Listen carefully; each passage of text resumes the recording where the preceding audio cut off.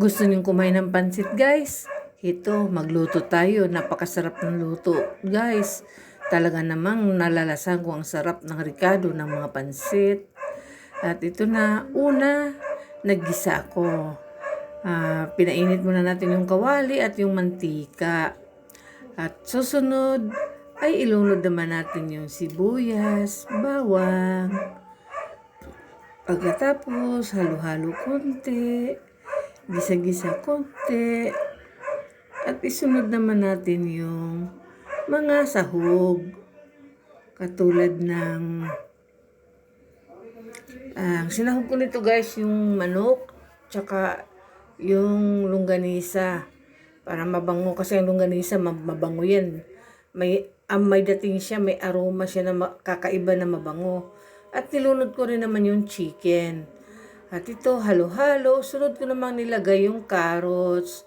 At halo-haloin natin ng bahagya.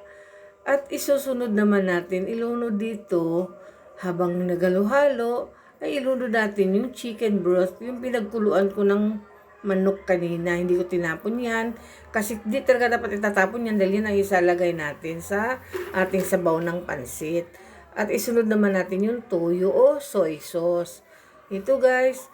At ngayon, naluto na yung gulay. Tinanggal ko muna yung gulay, guys, para hindi ma-overcook. Tanggalin mo na siya bago ilunod yung mismong pansit. Actually, hindi ko pa nilagay yung repolyo. Ito na yung pinagsalinan ko. At ngayon, ilunod ko na yung pansit. Ayan.